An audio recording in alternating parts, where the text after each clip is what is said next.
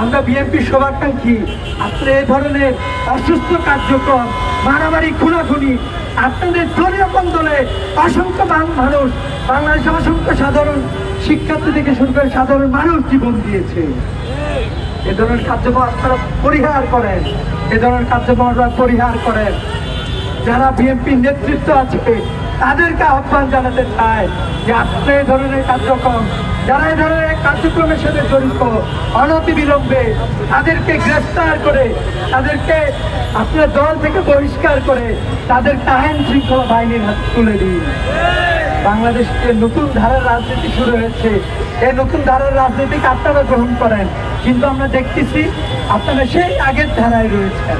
চাঁদাবাজি করতেছেন, দর্শন করতেছেন, খুন করতেছেন, কোরআনের কর্মসূচিতে আপনারা আক্রমণ করতেছেন।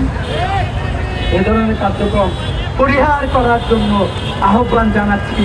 অন্যথায় ইসলামী ছাত্র শিবির বাংলাদেশের মানুষের যে চেতনা তৈরি হয়েছে, বাংলাদেশের মানুষকে সাথে নিয়ে এ ধরনের সকল অপরাজনীতিকে আমরা বাংলাদেশ থেকে বিতাড়িত করবো ইনশাআল্লাহ।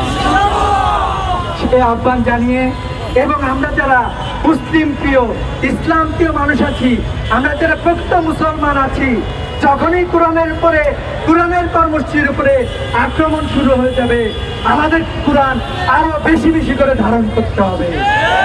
ইসলামী ছাত্র শিবিরের কর্মীদেরকে আহ্বান করতে চাই, ওরা একটি সুলতানে হামলা চালিয়ে বন্ধ করেছে, আমরা লক্ষ্য তার সুলতান বাংলাদেশের গ্রাম থেকে গ্রামান্তরে ছড়িয়ে দেব, শহর থেকে গ্রামে ছড়িয়ে দেব।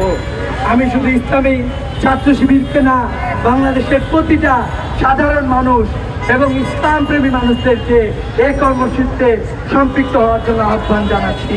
আমরা বিশ্বাস করি এই কর্মসূচি কোনো সংগঠনের উপরে হামলা না, এটি ইসলামের উপরে হামলা। যারা হামলা করেছেন তারা এই হামলা থেকে ফিরে আসবেন।